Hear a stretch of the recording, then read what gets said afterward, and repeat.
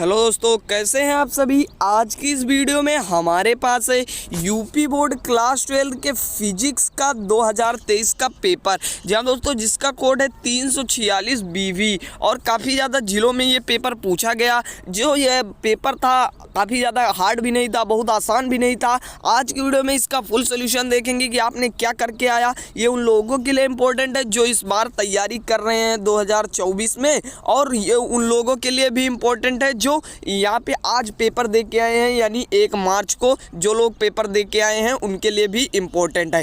तो वो इस वीडियो को देखें और अपना आंसर मिला लें, उन्होंने क्या लगाया और क्या। चलिए शुरू करते हैं।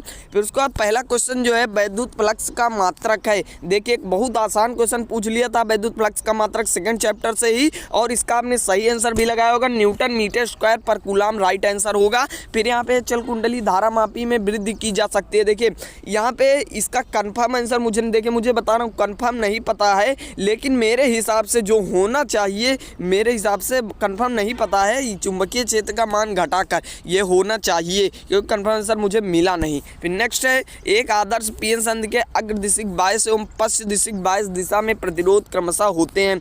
अनंत एवं शून्य यहाँ पे बिल्कुल राइट आंसर हो जाएगा। आपने लगाया होगा तो एकदम अच्छा नंबर आपको मिलेगा। नेक्स्ट दिया हुआ द्रव्य तरंगों के संबंध में सत्य कथन है। देखिए इसका कंफर्म आंसर तो मुझे नहीं पता, लेकिन यहाँ पे जो होना चाहिए वो यहाँ पे होना चाहिए ये विद्युत चुंबकीय तरंग, क्योंकि तरंग दैर्घ्य पर निर्भर जरूर करता है, तो ये सब आपका होगा। ठीक है, अब नेक्स्ट दिया हुआ है हाइड्रोजन परमाणु को द्वितीय कक्षा में इलेक्ट्रॉन का कोणीय संवेग होगा। तो इसका राइट आंसर जो आपको देखने को मिलेगा 2.1 × 10⁻³ जूल पर सेकेंड। ठीक है, नेक्स्ट है वायु में रखे किसी पतले लेंस की फोकस दूरी 10 सेंटीमीटर है। लेंस के प्रथम फोकस में एक वस्तु 5 सेंटीमीटर दूरी पर रख दिया जाए, द्वितीय फोकस से प्रतिबिंब की दूरी क्या होगी। तो यहाँ पे राइट आंसर जो आपको देखने को मिलेगा 30 सेंटीमीटर। ठीक है, 30 सेंटीमीटर आपका बिल्कुल राइट आंसर हो जाएगा। नेक्स्ट दिया हुआ है, कह रहा है नार का प्रतीक चिन्ह बनाकर इसके निर्गत के लिए सत्यता सारणी बनाई। देखिए नार गेट आपको बनाना था तो नॉट प्लस और, यानी नॉट गेट बनाते, नॉट यहाँ पे द्वार बना देते गेट, और उसके बाद और उसी में मतलब जोड़ के जो बनता है वही नॉर गेट हो जाता, और उसकी सत्यता सारणी आपको लिख देनी थी, नंबर मिल जाता। फिर फोटान के संवेग का सूत्र लिखना था, तो यहाँ पे लैम्डा बराबर P/, ऐसा H हो जाएगा, यही होता है शायद, यही आप देख लीजिए एक बार। उसके बाद आपको नेक्स्ट क्वेश्चन दिया हुआ है जो यहाँ पे नाभिकीय बम एवं नाभिकीय रिएक्टर में होने वाली श्रृंखला क्रियाओं के में अंतर लिखे। देखिए आप क्रिया लिख सकते हैं, उसके बारे में 2-4 पॉइंट लिख के आपने अंतर लिख दिए होंगे। फिलहाल 1 नंबर का है तो एक आप क्रिया लिख दिए होंगे, तो आपको 1 नंबर आसानी से मिल जाएगा।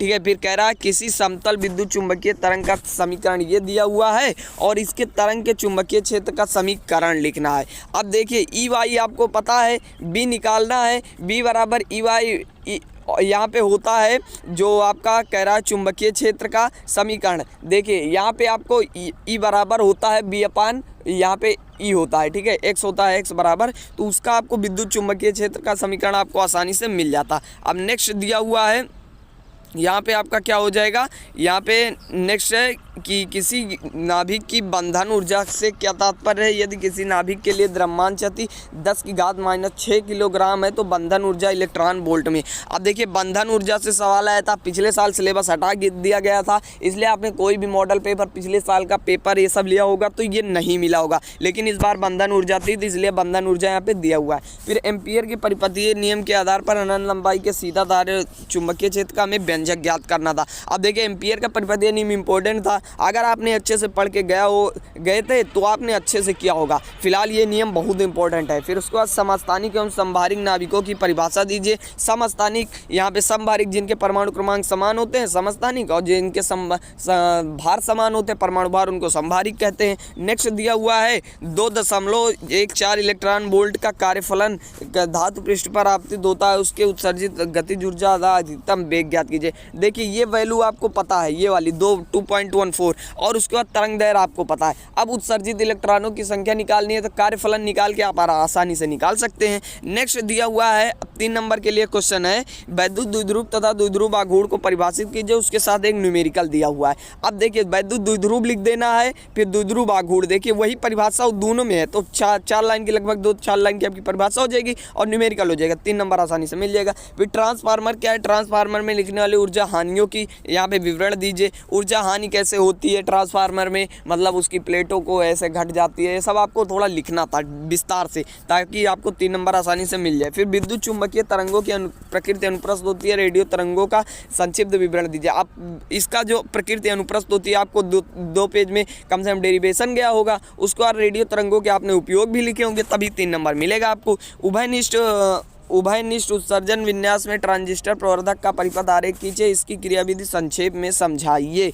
तो यहाँ पे इसको आपको करना था। फिर उसके बाद ये वाला आप कर सकते थे, ये 5वां वाला, और उसके बाद 5 नंबर क्वेश्चन में फिर से 3 नंबर का है, एक पतले लेंस के लिए लेंस मेकर का सूत्र, इसके आधार पर लेंस पदार्थ के अपूर्णांक लेंसों की वक्रता, त्रिज्या, फोकस दूरी के प्रभाव की विवेचना करनी है।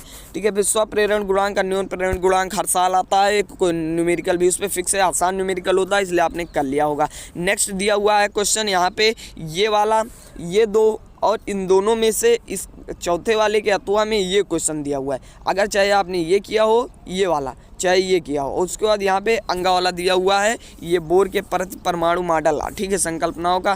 फिर उसके बाद यहाँ पे दिया हुआ है गॉस की प्रमेय दी हुई है और उसमें कह रहा है 2 प्लेटें रखी हैं, पी तथा क्यू के बीच की विद्युत क्षेत्र की तीव्रता निकालनी है। फिर उसके बाद अथवा में विभवमापी का सिद्धांत, इसे क्यों श्रेष्ठ होता है, विभवमापी द्वारा इसे कैसे प्राथमिक आरेख परिपथ खींच कर लिखिए।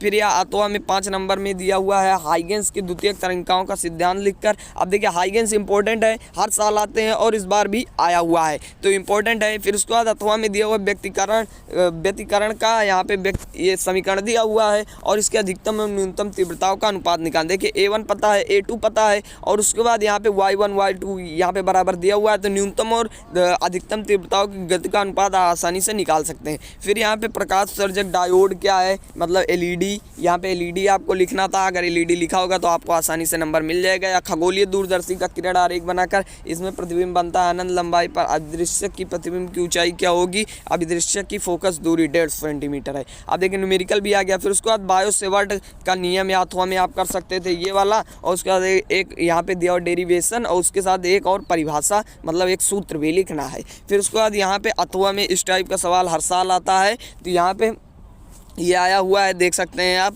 बहुत आसान है। और उसके बाद यहाँ पे आ गया है। फिर उसके बाद भौतिक नियतांक, अब देखा जैसे ये आपको क्यों दे देता है कि मान लीजिए आप कोई सॉल्व करते हैं तो वैल्यू जो है आपको यहाँ से लेनी है, जैसे प्रकाश की चाल, प्लैंक नियतांक, इलेक्ट्रॉन, ये सब पहले से ही वैल्यू आपको दे देता है। अब ये सारे पेपर जो हैं वो इंग्लिश में हैं। बस दोस्तों आज के वीडियो में इतना ही था। आज मैंने आपको इस पेपर का फुल सोल्यूशन बताया। वीडियो कैसा लगा कमेंट बॉक्स में बताना, पसंद आए तो लाइक करना, चैनल को सब्सक्राइब करना। मिलता है इसके नेक्स्ट वीडियो में, तब तक के लिए बाय बाय।